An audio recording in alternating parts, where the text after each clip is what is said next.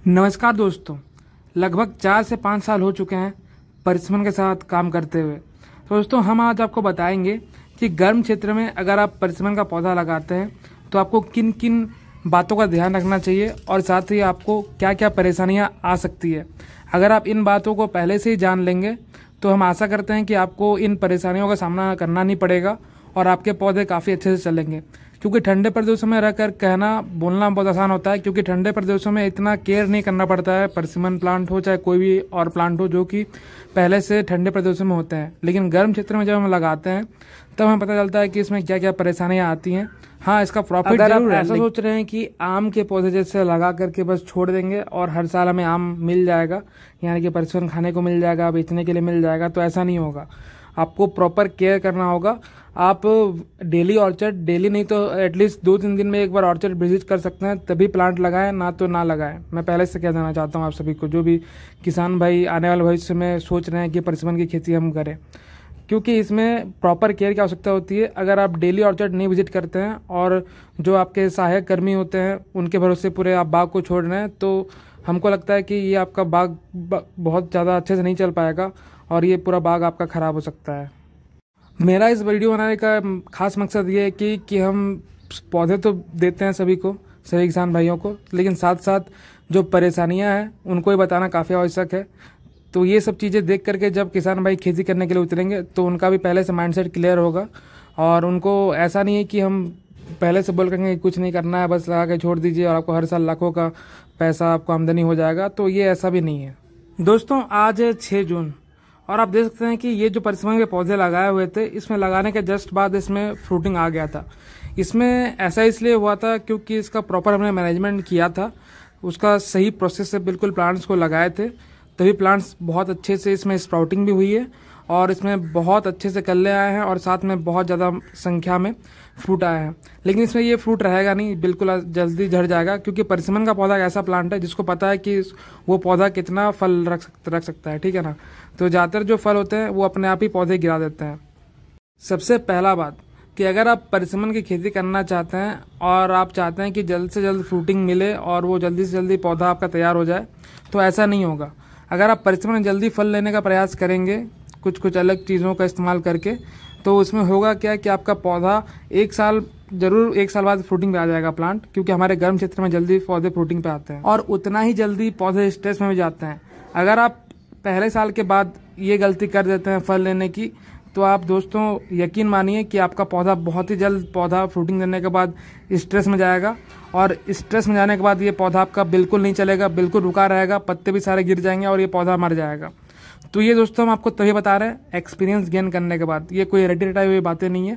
जो हमने फेस किया है वो आपके सामने हम रख रहे हैं कि ये जो गलती करते हैं बहुत सारे किसान भाई, फ्रूटिंग लेते हैं बहुत जल्द 1-2 साल में लेने की प्रयास करते हैं, तो इससे पौधा इतना ज़्यादा स्ट्रेस में जाता है, क्योंकि हमारे यहाँ पे फेवरेबल क्लाइमेट नहीं है हिमाचल प्रदेश जैसा। हमारे यहाँ पे तापमान बहुत ही हाई जाता है, 45 डिग्री प्लस टेम्परेचर चल जाता है गर्मियों में।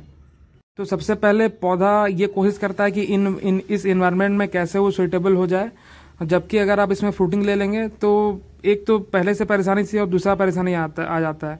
और गर्म क्षेत्र में हम ये देखा है कि अगर पौधा एक बार स्ट्रेस में चल गया तो फिर से उसका डोरमेंसी ब्रेक कराने में आपको बहुत समय लग जाता है, कई बार 1-1 साल 2-2 साल भी लग सकता है। परसिमन का पौधा होता है क्या है कि पत्ते सारे झड़ जाएंगे, लगेगा कि आपको पौधा मर चुका है, लेकिन बहुत बार पौधा मर भी जाता है और बहुत बार पौधा जिंदा रहता है। बस आपको वेट करना रहता है कि ये पौधा कब डोरमेंसी ब्रेक करेगा। और ऐसा भी नहीं है कि अगर आप यूरिया वगैरह देते हैं डोरमेंसी ब्रेक कराने के लिए तो ये पौधा बहुत ज़्यादा चांस है कि मर जाएगा, क्योंकि ये पौधा कभी भी जो हाई डोज या हाई रेशियो वाले फर्टिलाइज़र है वो उसको एक्सेप्ट नहीं कर सकता है और ना ही कर पाता है। और ये उसके जब भी हम इसको हाई फर्टिलाइज़र देते हैं तो ये पौधा बहुत ही नेगेटिवली रिएक्ट करता है और ये पौधा स्ट्रेस में तो जाता ही है, साथ ही बहुत जल्दी मर जाता है। तो ये हो गया सबसे पहला सीख कि 3 साल तक, मेरा मानना है कि आइडियली अगर आपको काम करना है तो गर्म क्षेत्र में 3 साल तक एक भी फल या एक भी दाना ना ले आप परसिमन के पौधे से, तभी आपका पौधा एक अच्छा अपना कैनोपी बना पाएगा, अच्छी ग्रोथ कर पाएगा। और आने वाले भविष्य में अगर आप 3 साल 4 साल छोड़ देते हैं पहले के, तो उसके बाद ये पौधा बहुत लंबा चलेगा, क्योंकि आपको एक चीज हम समझाना चाहते हैं, जो पौधा जितना लेट में आता है फ्रूटिंग पे ना, उसका उम्र सबसे अच्छा और बढ़िया एग्जाम्पल है आम का पौधा। आम का पौधा आपने देखा होगा कि जो हमारे पहले से लगे हुए रहते थे, वो 3 साल बाद, 4 साल बाद, 5 साल बाद फल देने शुरू करते थे। तो क्या होता था कि वो पौधे चलते भी थे 70-80 साल तक। तो आपने चीकू का पौधा लगाए होंगे, बहुत लोग ये शिकायत करते हैं कि चीकू का पौधा क्यों नहीं फल दे रहा। दोस्तों, उस पौधे का एक अपना कैरेक्टरिस्टिक रहता है कि वो इतने साल के बाद से ही सैंपल देना शुरू करता है। अगर आप उसको बहुत जल्दी लेना चाहते हैं फल, तो वो नहीं देगा, ठीक है। मिनिमम उसमें भी 3-4 साल का उसमें टाइम पीरियड रहता है उसमें फ्रूटिंग स्टार्ट करने के लिए। एक और क्रॉप है जिसका नाम है ब्लूबेरी, जिसमें भी हमने काफी सारे फार्म सेटअप करवाए हैं, उस पर काफी अच्छे से काम चल रहा है। तो ब्लूबेरी में ऐसा है कि उसमें बहुत जल्दी फूल फैलाना शुरू हो जाता है, लेकिन उसका लाइफ भी उतना ही कम रहता है, 10 से 12 साल का उसका लाइफ रहता है। और उसमें फ्लावरिंग महज 6 महीना से शुरू हो जाता है, फ्लावरिंग फ्रूटिंग आना, ठीक है। उसका डिपेंड करता है कि आप उसको कैसे मैनेज कर पा रहे हैं, उसके अकॉर्डिंग वो पौधा चलता है। तो ब्लूबेरी का पौधा जितना जल्दी आता है फ्रूटिंग पे, उतना ही जल्दी उसका लाइफ भी खत्म हो जाता है। तो इसी तरीके से जो पौधे या जो कोई भी अगर फल का पौधा है जितना लेट शुरू कर रहा है, उसका मतलब ये है कि वो उतना ही लंबे समय तक चल सकता है अगर आप उसको प्रॉपर गाइड करें। अब जो दूसरा बात है, हम आपको कहना चाहेंगे कि परिसमन के पौधे में एटलीस्ट 1 ईयर तक किसी भी प्रकार का केमिकल फर्टिलाइजर, केमिकल खाद का प्रयोग नहीं करना चाहिए। अगर आप पहले साल में कोई भी केमिकल फर्टिलाइजर का प्रयोग करेंगे, खासकर हमारे गर्म क्षेत्रों में, तो बहुत ही जाहिर सी बात है कि पौधा सर्वाइव नहीं करेगा, पौधा मर जाएगा। तो पहले 1 से 2 साल तक पूरी तरीके से आप ऑर्गेनिक जाने का प्रयास करें, और जो भी ऑर्गेनिक फर्टिलाइजर्स हैं उसका प्रयोग कर सकते हैं। स्पेशली स्प्रे वगैरह करने के लिए आप जो सीवीड एक्सट्रैक्ट होते हैं उसका प्रयोग कर सकते हैं, 2 ml प्रति लीटर। अब आते हैं तीसरे बात पर। 2 बात हमने आपको क्लियर कर दिया है। पहला ये है कि आपको पौधे को लगाने से लेकर के फल नहीं लेना है, और उसके बाद आपको कोई केमिकल खाद नहीं देना है। और तीसरा सबसे इम्पोर्टेंट चीज़ है जो कि अक्सर किसान भाई करते हैं, प्रूनिंग नहीं करते हैं। तो सबसे बड़ा बात यह है कि अगर आप प्रूनिंग नहीं करेंगे तो टाइम से आपका बड ब्रेक नहीं होगा। और टाइम से अगर बड ब्रेक नहीं होगा, अगर आप बहुत ज़्यादा गर्मी में अगर उसका बड ब्रेक होता है, तो काफ़ी ज़्यादा चांसेस होते हैं कि उसके पत्ते जो है जल सकते हैं, ठीक है, और वो पौधा वहीं पे मर सकता है। क्योंकि पौधा डोरमेंसी में है तो कम चांस है पौधा मरने का, ठीक है ना। लेकिन अगर डोरमेंसी ब्रेक करेगा और वो भी 45 डिग्री टेम्परेचर के समय में, तो काफ़ी ज़्यादा चांस बनता है कि वो पौधा सर्वाइव नहीं करेगा, पौधा मर जाएगा। इस चीज़ से बचा जा सकता है, क्योंकि गर्म क्षेत्रों में बहुत ज़्यादा मात्रा में चिलिंग आवर्स नहीं होती है। जहाँ पर ओरिजिनली या आराम से चिलिंग आवर्स मिलता है, तो वहाँ पर बड ब्रेक टाइम्स होता है। लेकिन क्योंकि हमारे यहाँ पर बड ब्रेक चिलिंग आवर्स उतने हैं नहीं, तो ज़रूरी है कि हमको हर साल इसको दिसंबर 15 के बाद इसको प्रूनिंग अवश्य करें। चाहे वो भारत के कोई भी कोने में लगा रहे हैं आप, तो प्रूनिंग करना हर साल इसका बहुत ज़रूरी है। तभी इसमें प्रॉपर ग्रोथ आएगी, प्रॉपर फ्लावरिंग फ्रूटिंग भी आएगी, और प्लांट का प्रॉपर ग्रोथ भी चलता रहेगा। दोस्तों, हमारे नर्सरी में बहुत सारे परसिमन के पौधे लगे हुए थे, तो इसमें से मैं आपको एक पौधा दिखा रहा हूँ जो कि अभी जून का महीना चल रहा है, और अब इसमें बड ब्रेक हो रहा है। तो बहुत बार क्या होता है कि जब परसिमन के पौधे में किसी प्रकार का उसमें ग्रोथ नहीं आता है, तो लोग सोचते हैं कि ये पौधा मर चुका है, और उसमें या तो पानी देना छोड़ देते हैं या तो उसको उखाड़ के फेंक देते हैं।